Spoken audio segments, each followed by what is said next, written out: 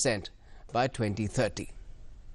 India has announced its climate contributions, or INDCs, or intended nationally determined contributions, on Gandhi Jayanti, a symbolic tribute to a leader who believed in the maintenance of ecological balance and use of renewable resources. India has pledged to cut the intensity of its carbon emissions by 33 to 35% and boost the renewable energy capacity to 40% by the year 2030 in the target submitted to the United Nations Framework Convention on Climate Change, or UNFCCC, for a global climate pact. और इन सभी जो targets हम दे रहे हैं अभी आगे, उस सब का परिणाम ये होगा कि 3.59 billion tons of CO2 equivalent ये कार्बन एमिशन सेव्ड होंगे।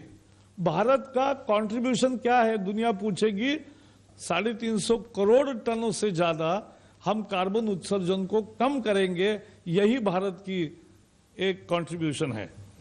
India will also create an additional carbon sink of 2.5 to 3 billion tons of carbon dioxide equivalent through additional forest cover and tree cover by 2030. India will require at least $2.5 trillion at current prices to implement these plans till 2030. India has already reduced its so-called carbon intensity by 12% since 2005. India's INDCs are in line with most of the developing world and is more ambitious than China on renewable energy.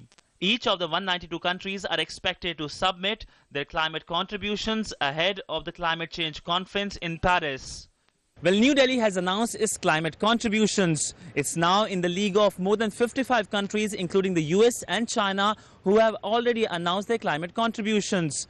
The focus now shifts to Paris, where many hope for a global climate deal, a deal to save planet Earth. With camera person Praveen Johar, Sidhant, Sibal, DD News, New Delhi.